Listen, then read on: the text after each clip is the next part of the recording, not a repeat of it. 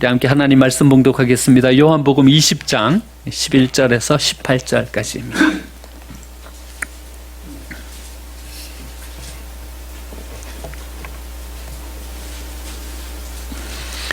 요한복음 20장 11절에서 18절까지입니다. 하나님의 말씀입니다. 마리아는 무덤 밖에 서서 울고 있더니 울면서 구부려 무덤 안을 들여다보니 흰옷 입은 두 천사가 예수의 시체 뉘었던 곳에 하나는 머리편에 하나는 발편에 앉았더라. 천사들이 이르되 여자여 어찌하여 우느냐. 이르되 사람들이 내 주님을 옮겨다가 어디에 두었는지 내가 알지 못함이니이다. 이 말을 하고 뒤로 돌이켜 예수께서 서신 것을 보았으나 예수이신 줄은 알지 못하더라.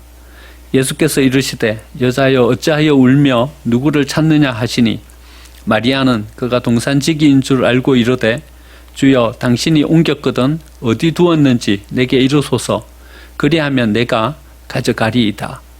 예수께서 마리아야 하시거늘 마리아가 돌이켜 히브리 말로 라비오 하니 이는 선생이라는 말이라.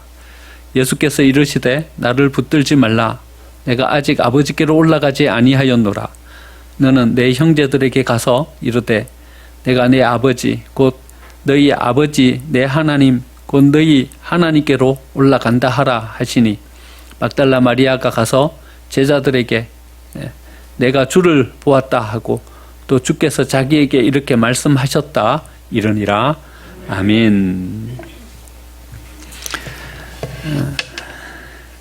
유대인의 안식일은요 금요일 저녁부터 안식일이 시작됩니다. 예수님이 오후 3시쯤 운명하셨으니까는요 안식일이 시작될 때까지 시간이 얼마 남질 않았어요. 안식일이 시작되면 유대인은 아무것도 할 수가 없어요. 얼마 남지 않은 그 몇 시간 사이에 많이 훼손된 예수님의 시신을 수습해서 무덤에 안치까지 해야 됐으니까 예수님의 시신을 제대로 수습하지도 못하고 무덤에 부랴부랴 옮기기에 바빴습니다. 마리아는 안식일이 지나기를 간절하게 기다리고 있었습니다. 제대로 예도 갖추지 못하고 장례식을 치른 거예요. 그 예수님의 시신에 향품도 발라드리지 못하고 장례식을 치른 거예요. 그래서 안식일이 끝나기를 간절하게 기다리고 있었습니다. 안식일이 끝난 그 다음날 새벽에, 여러분 새벽에 무덤을 찾아간다는 것은 쉬운 일은 아니죠. 더군다나 여자의 몸으로 말입니다. 새벽에 향품을 들고 예수님의 무덤을 찾아갔습니다. 여러분 무덤을 찾아간 그 마리아의 마음은 어떤 마음이었을까요? 저는 무덤을 찾아간 마리아의 마음, 그 마음은 썩 긍정적인 마음은 아니다 하는 생각을 가져보게 됩니다. 시골 내려가면요 제일 먼저 가는 곳이 있는데 아버지 산소를 제일 먼저 찾아갑니다. 애달픈 마음을 가지고 산소를 찾아갑니다. 하지만 그 산소에 서면요 희망보다는 절망이 더 마음속에 찾아옵니다. 아직 살아계셨어도 80도 안 되었는데 왜 이리 빨리 가셨는지 그 마음이 제 마음 가운데 더 마음 가운데 자리 잡는 거예요. 아버지를 향한 어떤 그리움이 마음속에 이렇게 자리 잡지만 오히려 좀 원망의 마음도 마음속에 이렇게 자리 잡는 거예요. 계셨더라면 얼마나 좋았을까. 얼마나 행복하고 좀 더 많은 것들을 나눌 수 있었을까 하는 그런 아쉬움의 마음이 남는 거죠. 여러분 무덤 속에서, 무덤 곁에서 무슨 희망을 가집니까? 무덤 속에서 무슨 기대를 가지고 소망을 가질 수 있겠습니까? 마리아가 예수님의 무덤을 찾아갔지만 무덤을 찾아간 그 마리아의 마음속에 자리 잡고 있는 것은 오히려 절망입니다. 오히려 어떤 기대와 소망을 가지고 서기보다는 자기 마음속에 잔뜩 예수님을 향하여 부풀어 올랐던 그 마음을 정리하는 시간이 필요했던 것이고요. 그 마음을 가라앉히는 시간이 필요했던 것입니다. 마리아가 찾아간 것은 죽은 예수님이었습니다. 살아계신 하나님이 아니라 죽은 예수님, 예수님의 시신, 그것을 수습하려고 그 무덤을 찾아간 것입니다. 그런데 이 마리아를 이렇게 떠올리면서 바라보는 것이요, 우리의 마음의 한켠에 이렇게 자리하고 있는 마리아의 모습을 우리는 선뜻 발견하게 되는 것입니다. 우리의 마음 가운데서도요, 여러분, 어떤 하나님을 우리의 마음 가운데 그리고 있냐 하면 살아계신 하나님이 아니라 오히려 우리의 삶 가운데 어떤 큰 기대나 희망을 품지 못하는, 우리의 삶 가운데 크게 은혜를 베풀어 주셔서 어떤 역사를 이루어 주시는 그런 하나님을 기대하는 것이 아니라 마리아처럼 말입니다, 시신의 향품을 발라서 조금 위안을 얻고자 하는 그 정도의 마음을 가지고 있는 우리의 모습을 거기서 발견하게 되는 것입니다. 그저 예수님의 시신 그거나 만지면서 그 마음 가운데 제대로 장례도 치르지 못하고 예수님을 안치해버린, 그래서 자기가 준비해온 이 향품을 발라서 그 마음 가운데 쌓였던 원한이라도 풀어내고 싶은 그런 신앙의 모습을 가지고 있는 우리의 모습을 이 마리아 속에서 우리는 발견하게 되는 것입니다. 삶은 절망스럽고 최선을 다해서 우리의 삶을 살아가지만 돌파구가 보이질 않습니다. 열심히 최선을 다해서 우리의 삶을 살아가지만 연속해서 오는 실패와 좌절 가운데 우리는 이제는 어떤 희망도 어떤 소망도 가지지 못하는 그런 신앙으로 전락해버린 우리의 모습을 발견하게 되는 것입니다. 마리아처럼 어쩌면 우리는 하나님을 믿으면서 마음의 위안이나 얻고 싶은, 어쩌면 우리의 마음속에 혼란스럽게 주어져 있는 이 마음을 그냥 정리하고 하나님 앞에서는 그 정도의 신앙에 만족하고 있는 그런 우리의 모습을 발견하게 되는 것입니다. 그런데 죽은 예수님의 시신이라도 만나고 싶은 마리아, 그 마음을 가지고 나아갔지만 거기서 예수님의 시신도 만나지를 못하는 거예요. 여러분, 어쩌면 우리의 신앙이 이런 신앙 아닙니까? 예수님께 나와서 하나님께 나와서 위로라도 얻고 싶은데 우리의 신앙은 아무리 하나님을 찾고 만나려고 해도 하나님을 만나지도 못하는 거예요. 그리고 우리의 마음 가운데 이런 생각이 드는 거예요. 야, 예수 믿는 이게 뭐냐? 마음의 회한이 찾아오는 거예요. 열심히 나와서 예배 드리고 있는 이 예배, 이게 도대체 무슨 의미냐? 이런 생각이 드는 거예요. 열심히 신앙생활 하면서 뭔가를 해보려고 애쓰지만 신앙생활하는 여기에 어떤 의미를 찾거나 예배하는 여기에 어떤 가치를 부여하기 힘든 그런 신앙의 모습을 가지고 있는 우리들을 발견하게 되는 것이죠. 여러분, 우리가 하나님을 찾아 나오는 이 발걸음이 마리아가 너털걸음으로 예수님 무덤 찾아가는 것과 같은 힘 빠진 그런 신앙의 모습은 아닙니까? 우리가 찾아가서 만나보려고 하는 예수님인 살아계셔서 역사하시는 예수님이 아니라 죽은 예수님, 그 시신 찾으러 가는 그런 신앙의 모습은 아닙니까? 부활절 아침에 우리의 신앙을 한번 다시 되돌이켜 보면서 죽은 예수를 찾고 있는 그런 신앙의 모습은 아닌지 한번 다시 우리의 신앙을 바라봐야 하는 것입니다. 마리아가 앉았는데 예수님이 이렇게 말씀하십니다. 15절 말씀 보니까 여자여 어찌하여 울며 누구를 찾느냐, 이런 말씀하십니다. 예수님 뭐라 말씀하십니까? 누구를 찾느냐, 이런 말씀하십니다. 넌 도대체 누구 찾고 있냐, 이런 말씀하고 계시는 것입니다.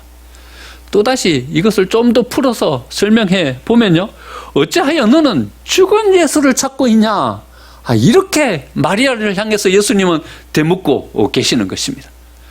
여러분, 여기 앉아있는 우리들에게 예수님이 이렇게 질문하고 계시지는 않으십니까? 너는 누구를 찾고 있냐? 이렇게 질문하고 계시지는 않으십니까? 여러분, 우리 스스로에게 한번 질문해 보시죠. 나는 누구를 찾고 있는가? 여러분, 한번 물어보시죠. 나는 누구를 찾고 있는가? 여러분, 누구를 찾고 계십니까? 마리아처럼 죽은 예수를 찾고 있지 않습니까? 그냥 향품 가지고 와서 그 향품 예수님의 시선에 발라주는 것에 만족하는 그런 신앙 가지고 서고 있지는 않습니까?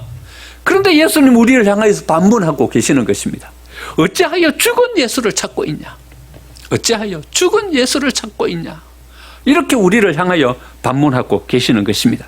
여인들의 신앙이 잘못되었다고 예수님은 말씀하고 계시는 것입니다. 여인들이 가지고 있는 그 신앙의 방향이 잘못되었다고 예수님은 반문하고 계시는 것입니다. 너희들이 뭔가 잘못하고 있다. 죽은 예수, 그 예수는 존재하지 않는다. 여기에 없다 말씀하고 계시는 것입니다. 예수님은 죽은 예수님이 아니라 살아계시기 때문에 그러합니다. 무덤에 갇혀 있는 분이 아니라 그 무덤을 열고 나오신 분이시기 때문에 그러합니다. 죽음의 권세에 붙잡혀 있고 그 한계에 갇혀 있는 예수님이 아니라 이제는 부활하여 능력으로 우리 가운데 서신 분이시기 때문에 그러합니다. 여러분, 우리는 이렇게 생각하고 있지 않습니까?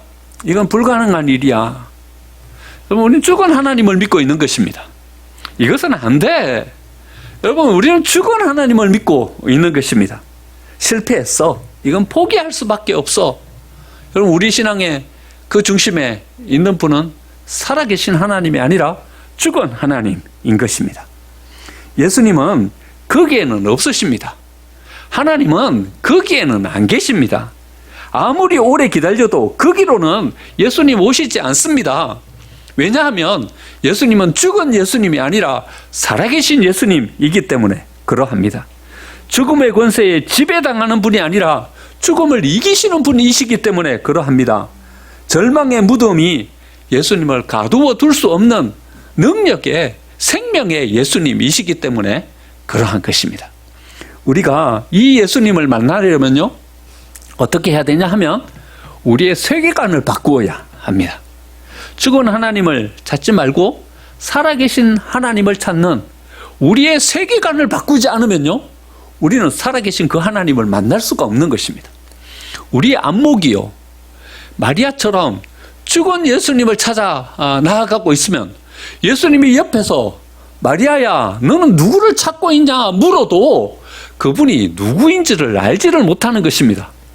죽은 예수를 찾고 있기 때문에 마리아는 그 사람이 동산지기인 줄 알았어요. 예수님이 나와봐서 그에게 말씀하고 계시는데도 불구하고 마리아는 그분이 예수님인지를 알지를 못하는 것입니다. 왜냐하면 마리아의 세계관은요, 죽은 예수님 거기에 머물러 있었기 때문에 그러합니다. 이와 비슷한 이야기가 누가복음 24장에 기록되어 있죠. 거기 보니까 엠마오 마을로 가는 두 제자가 나옵니다. 예루살렘에서 예수님과 함께 있었던 제자들입니다.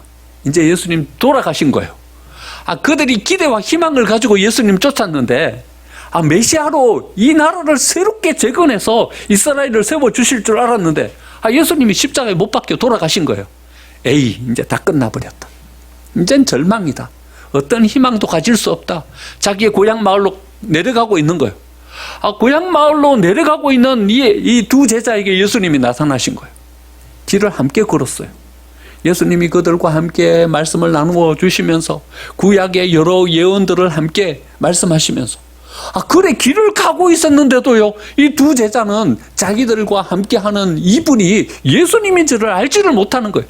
심지어는 방 안에 같이 들어가가지고요, 식사를 할 때까지도 그분이 예수님인지를 알지를 못하는 거예요.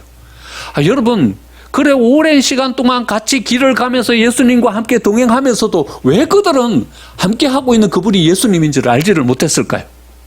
엉뚱한 곳을 바라보고 있었던 거예요. 그들 마음 가운데 자리 잡고 있었던 이 고정관념이요, 예수님은 죽었다. 그 십자가에서 운명하셨다. 거기에서 창에 찔려서 무덤에 갇히셨다. 그들이 가지고 있었던 이 생각이 그들의 모든 생각을 지배하고 있었기 때문에 살아계신 예수님이, 부활하신 예수님이 그 곁에 와서 그들과 함께 동행하고 있었음에도 불구하고 그들은 예수님인지를 알지를 못했다는 것입니다. 그럼 우리의 세계관이 바뀌지 않으면요, 우리는 살아계신 하나님을 만날 수가 없습니다. 우리의 세계관이 바뀌지 않으면요, 하나님이 어떤 은혜와 능력을 우리에게 베풀어 주신다 할지라도요, 우리는 그 은혜를 하나님이 베풀어 주시는 은혜로 공급받을 수가 없게 되는 것입니다. 세계를 바라보는 우리의 관점이요, 우리가 우리의 삶을 바라보는 우리의 관점, 이 세계관이 중요합니다. 아무리 큰 능력으로 하나님이 우리에게 임하셔도요, 우리는 그분이 하나님인지를 알지를 못합니다. 아무리 큰 은혜로 하나님이 우리 가운데 은혜 베풀어 주셔도요, 우리는 그 은혜를 하나도 못 누립니다. 왜냐하면요, 우리의 세계관이 죽음의 그림자, 거기에 갇혀 있기 때문에 그러합니다. 우리의 눈을 들어서 하나님을 제대로 봐야 되는데 말입니다. 하나님이 우리에게 어떤 어떤 분인지 우리가 제대로 만나야 되는데 말입니다. 우리의 세계관이 여기에 사로잡혀 있으니까 그 예수님을, 그 하나님을 우리는 바라보지를 못하는 것입니다. 지난 수요일에요, 우리 안디옥 교회 성도들에 대해서 한번 묵상해 봤어요. 안디옥 교회 성도들이 그리스도인이라고 이렇게 맨 처음에 불림을 받게 되었어요. 여러분, 안디옥 교회 성도들이 어떻게 그리스도인이라고 불림을 받게 되었을까요? 나는 그리스도인이다 이렇게 가슴에 써붙이고 다닌 것도 아닌데 말이죠. 어떻게 안디옥의 그리스도인들이 주변에 있는 다른 사람들에게 그리스도인이라고 이렇게 불림을 받게 되었냐 하면요, 사람들이 안디옥 교회 성도들을 만나보니까는요, 같이 이야기를 해보니까 이 사람들은 생각이 다른 거예요. 아니, 예전에 교회 다니기 전에는 우리랑 똑같은 비슷한 그런 안목과 생각을 가진 사람이었는데, 아니, 교회 다니고 난 다음부터 사람의 생각이 달라졌어요. 아니, 그 사람들이 판단하고 선택하는 선택을 보니까는요, 옛날에 우리가 세상에서 살던 그런 선택과 그런 판단을 가지고 안 서는 거예요. 선택이 다른 거예요. 그래서 주위에 있는 다른 사람들이 교회에 다니는 안디옥 교회 사람들을 보고서 그리스도인이다 이렇게 불렀던 거예요. 여러분, 그리스도인이라고 이렇게 불림받게 된 가장 중요한 포인트가 뭡니까? 그들의 세계관이 바뀐 거예요. 다른 안목으로 세계를 바라보기 시작한 거예요. 다른 가치관으로 자기의 인생을 바라보기 시작한 거예요. 세계관이 바뀌니까는요, 그들이 바라보는 삶이 달라지는 것이고요, 그들이 바라보는 여러 가지 판단과 선택이 달라지게 되는 것입니다. 어릴 적 꼬마였을 때요, 어렴풋한 기억으로 아빠 이 등목을 타고 이렇게 섰던 기억이 많이 나요. 아버지가요, 번쩍 들어가지고 저를 목에 이렇게 앉혀주시는 거예요. 그러면요, 얼마나 좋았는지요. 거기 위에 올라가서 보면요, 또 다른 세계가 보이는 거예요. 키가 자그마하니까는요. 저희 옆집에 담이 요렇게 하나 있다 그랬죠. 그리고 저희 집이 요래 있고 요 옆집이 요래 있어요.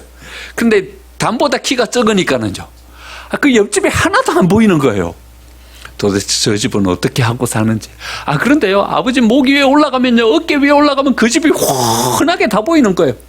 거기서 뭔 소리는 들리는데 하나도 안 보이니까 아버지 이거 바지가랑이를 잡고서 막 당기면서 이야기하는 거죠. 나 등목 태워달라고. 그러면 아버지가 번쩍 들어서 저를 거기 위에 올려주시면요, 옆에 모든 그 집에서 일어나는 일들이 훤하게 다 보이는 거예요. 여러분, 우리가 신앙의 세계관을 가지고 선다는 것은요, 이 말씀의 어깨 위에 우리가 올라가는 거예요. 그 말씀의 어깨 위에서 또 다른 안목을 가지고요, 전에는 그 담벼 안에서 아무것도 바라보지 못하고 소리만 듣던 그런 삶을 살았는데요, 이제는요, 눈으로 훤하게 바라볼 수 있는 그런 세계관을 가지고 그 옆집을 바라보는 거예요. 여러분, 신앙을 가진다는 것의 가장 큰 축복은요, 바로 이겁니다. 여러분, 우리가 하나님을 믿으면서 가지게 되는 가장 큰 복은요, 바로 이겁니다. 또 다른 세계를 바라보는 것입니다. 만약에요, 우리가 어떤 장애를 가져가지고요, 보기는 하는데 듣지는 못한다면요, 여러분, 보는 그것만 가지고 세상을 살아간다면 얼마나 답답하겠습니까? 세상에 아름답게 지저귀는 새의 소리도, 아름다운 음악의 소리도 듣지 못하고요, 그저 멀뚱멀뚱 보고만 있다면요, 얼마나 답답한 노릇이겠습니까? 그런데 예수님이요, 그 귀를 뚜글러 가지고 들을 수 있게 만들어 주시는 거예요. 에바다, 열려라 하니까요, 온갖 세상의 소리를 다 들을 수 있게 된 거예요. 여러분, 이게 바로 세계관의 변화인 것입니다. 다른 세계가 그 사람 속에 열리게 되는 것이죠. 어떤 사람은요, 듣긴 들리는데 보지는 못하는 거예요. 근데 귀로만 모든 삶을 사는 거예요. 뭔 소리가 들리는, 경험에 의해서 이거는 장독 깨지는 소리야. 누가 장독 깼구나. 이거는 누가 회초리를 들고서 서로 막 장난치면서 싸우는 소리야. 느낌으로만 아는 거예요. 이런 소리가 날 때는 항상 이런 일이 벌어졌어. 여러분, 듣기만 하는 이런 세계 속에서 살아간다면 그 삶이 얼마나 제한적인 것입니까? 소리가 들리지 않으면요, 아무것도 알 수가 없는 거예요. 들리는 거기에 의존하면서 살아가는 거예요. 그런데 예수님이요, 진흙을 이겨서 그 눈에 발라주시고요, 실로암 연못에 가서 씻어라. 씻었더니요, 이제는요, 눈이 보이기 시작하는 거예요. 들리는 그 소리가 뭔지를 이제는 눈으로 볼 수 있게 되었어요. 쨍그랑 하면서 깨지던 그 장독이 이제는 어떤 것인지 눈으로 볼 수 있게 되었어요. 여러분, 세계관의 변화는요, 바로 이런 것이죠. 이제 예전에는 보지도 못했던, 겨우 들으면서 감각적으로 알았던 그것을요, 이제는 눈으로 볼 수 있게 했던 것입니다. 여러분, 우리가 하나님을 믿으면서 가지게 되는 가장 큰 복은요, 바로 우리의 세계관이 열리게 되는 것이죠. 신앙의 세계관을 가진다는 것은요, 곧 말씀의 어깨 위로 올라가는 것입니다.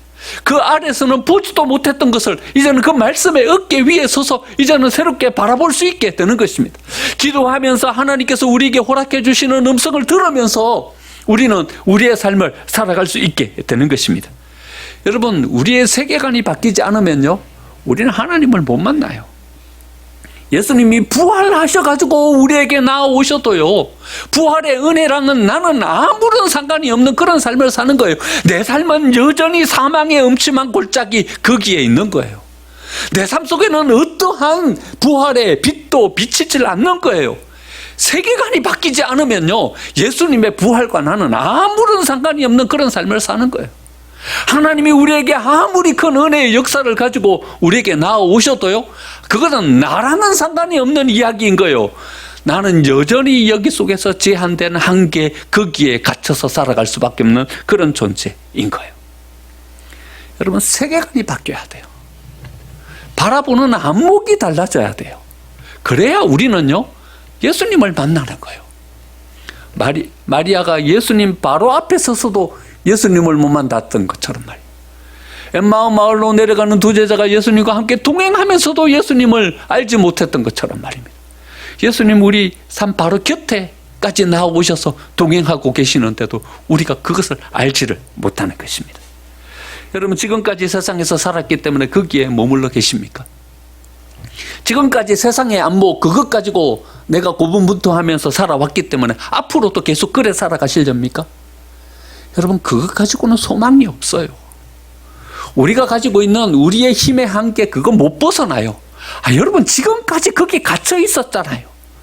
왜 무덤 안에 거기 갇혀 계시려고 그래요? 거기가 여러분들의 세계 다잖아요. 무덤 열고 나오셔야죠. 다른 세계 속으로 여러분 저 발걸음을 내딛어야죠. 제가 아는 세계는 우리 담벼락 안 거기밖에 없었어요.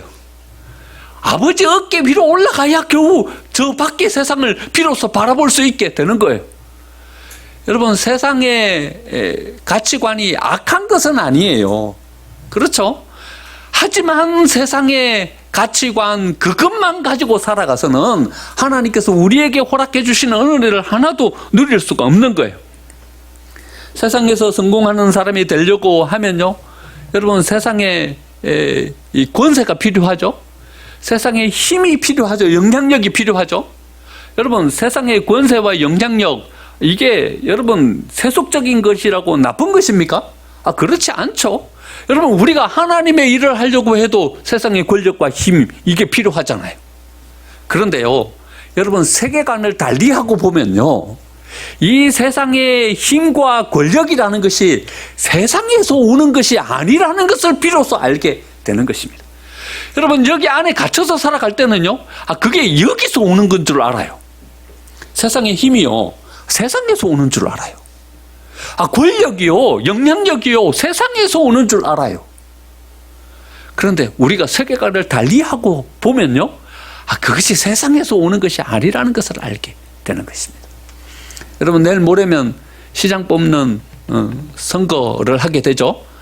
여러분, 다 가서 투표하십시오. 우리의 권리이고 우리의 의무니까 다 투표하셔야 됩니다. 여러분, 정치적인 얘기를 하려고 하는 게 아닙니다. 여러분, 세상을 한번 이렇게 바라보십시오. 얼마 전에는요, 그 소속이라는 표지만 갖고 나와도요, 그 사람이 누군가 상관없이 그 사람이 당선됐어요. 그랬죠? 지난번 국회의원 선거가 그랬잖아요. 그 사람의 인물됨, 그건 별로 안 봤어요, 우리요. 어디 봤냐면요, 그 당 소속이면 찍어줬어요.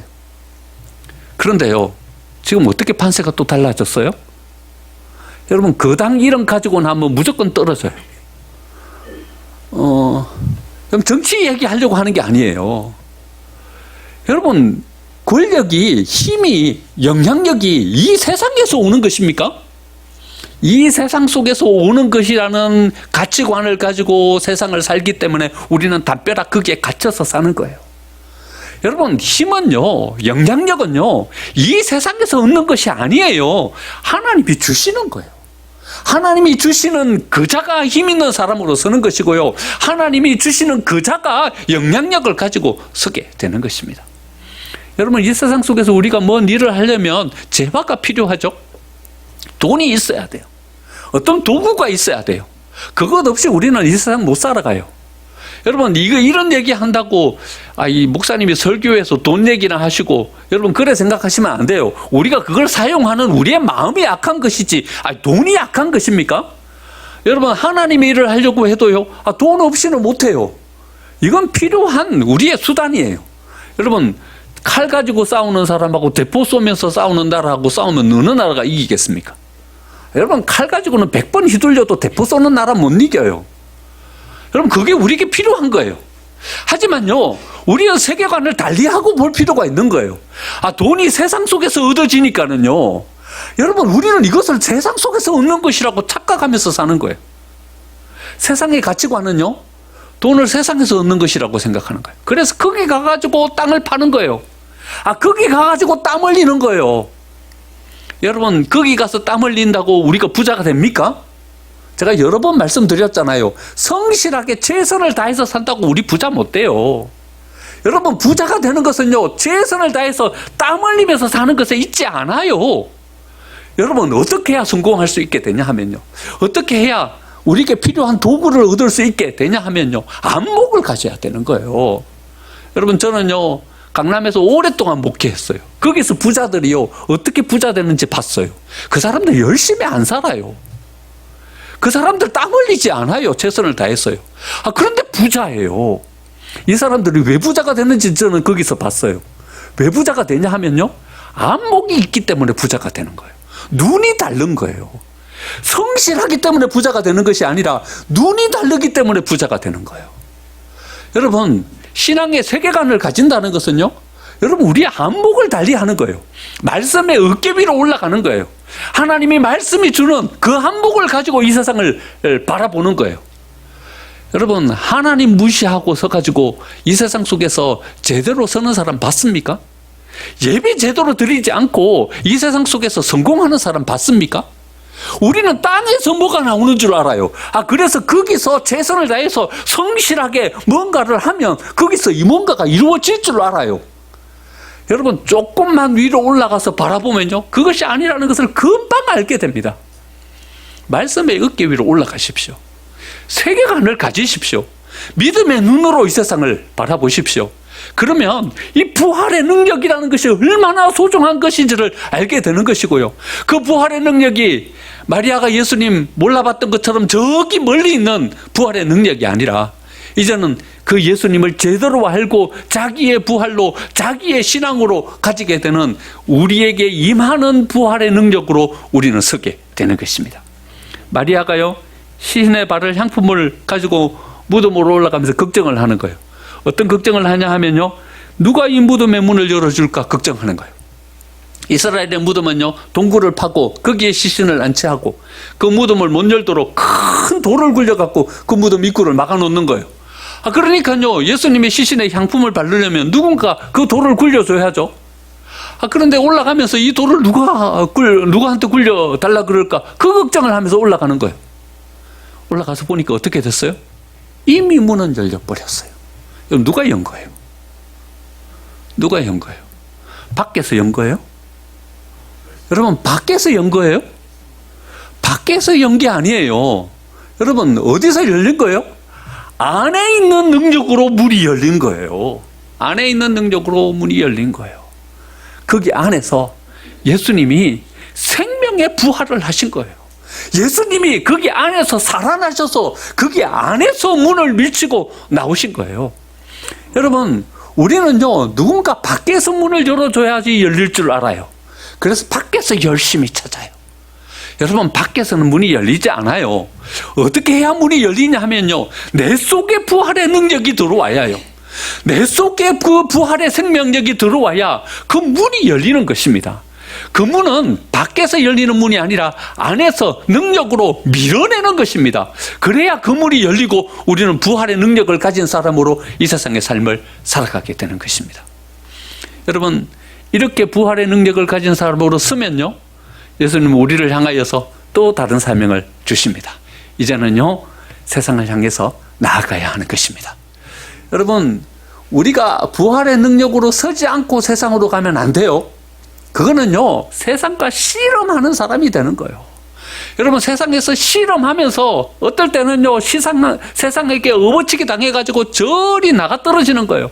여러분, 왜 세상한테 업어치기 당해가지고 저리 나가 떨어져 내둥굴라지는 줄 아세요?